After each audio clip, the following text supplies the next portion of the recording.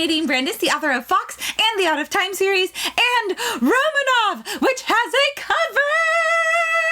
Finally, do.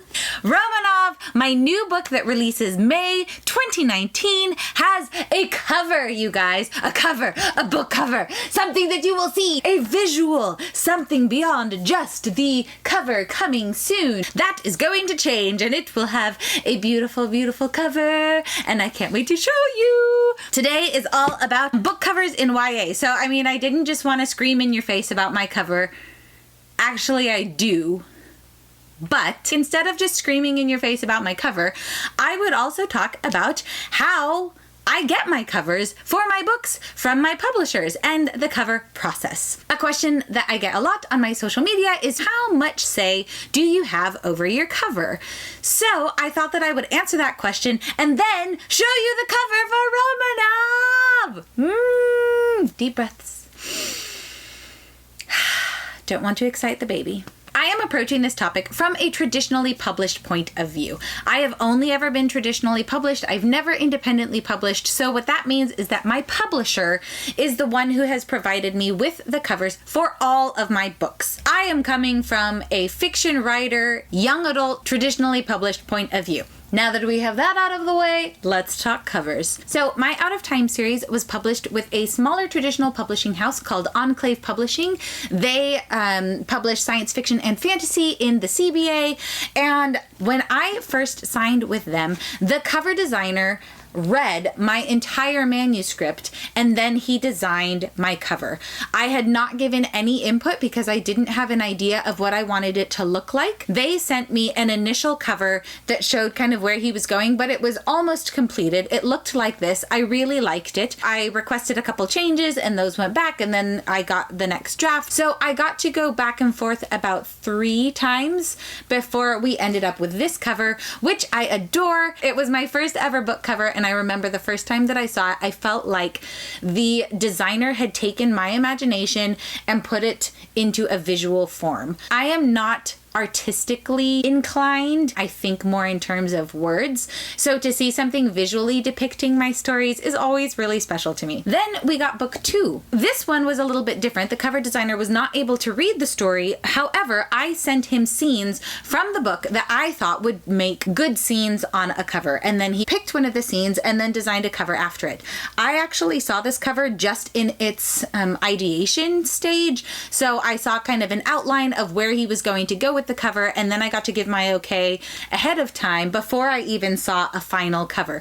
That was really different for me because I couldn't visualize how that scratched out version was going to become a beautiful cover. But in the end, I really love it. It's usually everybody's favorite cover. This is my favorite cover. With the last book, A Time to Rise, I actually got to meet in person with my cover designer. We were at a conference together, and so we sat down and talked about the third book, and we brainstormed exactly what we wanted in this cover way before I had even finished writing the book. So then when he designed it, it was pretty much like, yep, that's it. And I didn't even ask for any tweaks on this. So that is how my Out of Time series covers worked. They are a smaller publishing house, so there's a lot more interpersonal relationship with kind of everybody involved. This experience was very unusual. Typically, an author does not communicate with their cover designer. The reason for this is because the cover designer does not have the final say. Neither does the author. The publisher has the final say because they hired the cover designer and they also hired the author to write the book. They are the middleman. You are not communicating directly with the cover designer for obvious reasons. Some authors can be psycho. Maybe I've been psycho. I don't know. How would I know?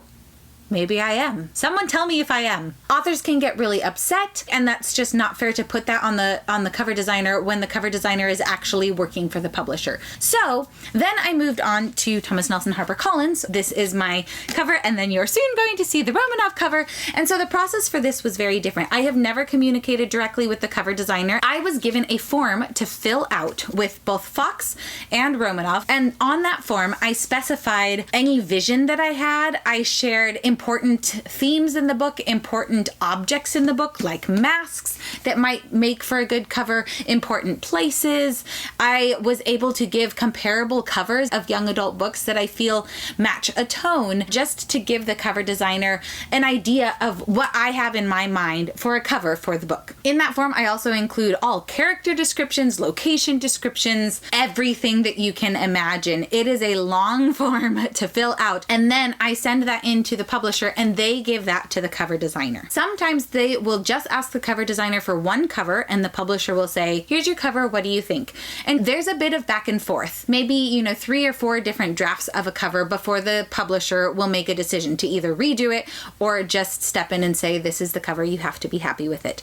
That's part of traditional publishing, but you also have to keep in mind that your publisher is trying to sell your book as well, and hopefully they are studying the market and they see trends and they see themes that they think are going to do well. So there's an aspect where you do want to trust your publisher, but on the flip side, your publisher should also be trusting you to be studying the market that you write for. So your input, as long as you can deliver it in a professional way with reasons behind the changes that you're requesting, will be respected as well. So there should ideally be mutual respect between the publisher and the author regarding the cover. With FAWKES, I was actually sent 2 covers. They were very different, and I got to look at both of them and pick which one I liked and then ask for potential changes if I wanted them. This obviously is a beautiful cover. When I saw this, I pretty much died. The only thing that was different in the original cover was that they had a different building up on the top, and I requested that they change that, and so then they put the Tower of London,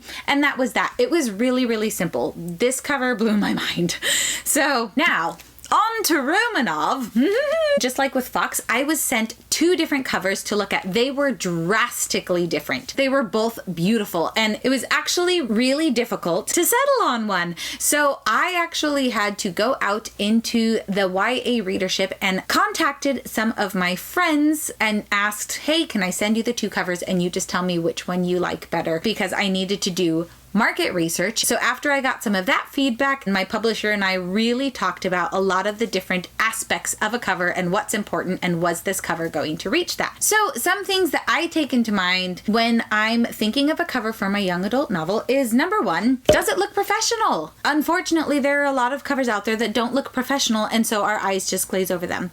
Another really important one is the 10-foot rule. From 10 feet away, does your book cover still catch a viewer's eye? Because if you think about it, when someone's walking in a bookstore, chances are the book is going to be 10 feet away from them, and so it has to catch their eye as a smaller picture rather than right here, right in front. Also, when they're scanning on Amazon or on websites like Barnes & Noble and Goodreads, the picture is really small of the cover, so it has to be eye-catching there as well. Lastly, yes, sometimes we end up with covers that we don't like.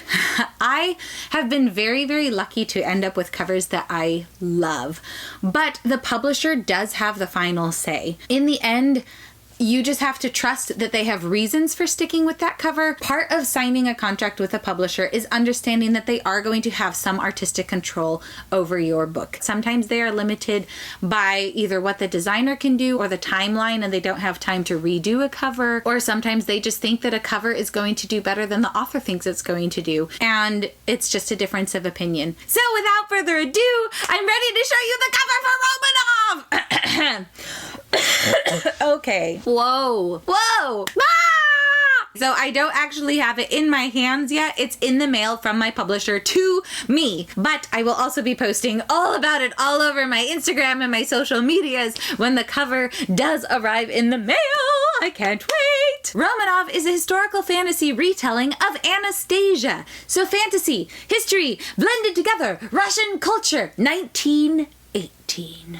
It's a good year, guys. Actually, it was a really traumatic year for the Russian people. Romanov is a standalone. Oh, you guys, I'm so excited for you to read it. Okay, so just for fun, I want to read you guys the blurb of Romanov. I think it will give you a better idea than me just like blah, blah, blah, blah, blah, blah, blah, blah, blah, all over the camera.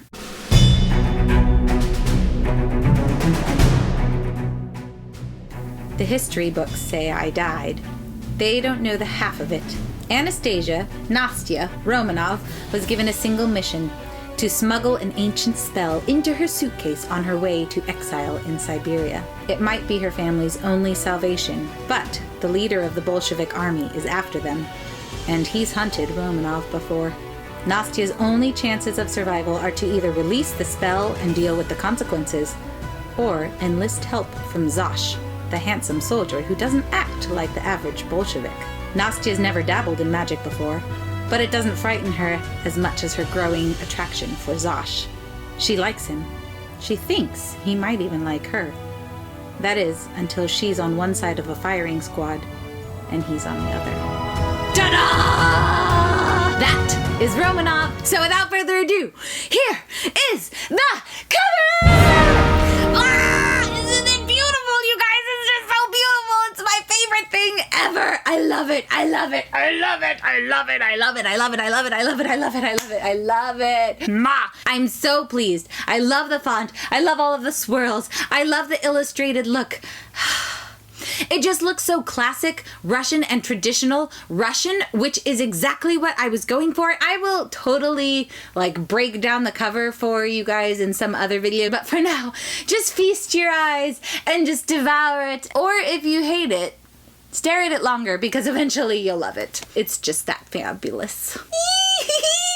I'm so excited, you guys! All of the gold swirls and everything are going to be gold foil on the cover. It's just going to be so stunning in person. It's stunning even when it's just flat matte right here. It's very different than FAWKES, which I'm actually happy about because a lot of people keep asking if Romanov is a continuation for FAWKES. But no, it is another historical fantasy standalone, completely different era, completely different country. It's already up for pre-order. I will put all of the pre-order links down below in the description, and I just hope that you are just as excited about it as me. That's probably not possible. So share some of your favorite book covers with me down below in the comments because I would love to know what you love to see. And tell me what you think of the cover. What was your initial reaction? Tell me down below. What do you think of the cover? Did it catch your eye? Do you like it? What stood out to you? What type of story does it make you think that Romanov is going to be? I just want to know all of the things. Thank you for celebrating with me. And if you have any other questions about covers and the relationship between the publisher, the cover designer, and the author, please leave those also in the comments and I will be happy to respond to them as I can. If you want to keep up on my videos where I talk writing and publishing and all of the bookish things, please click subscribe and the little bell icon that gives you an email alert every time I post a new video. With that, до свидания!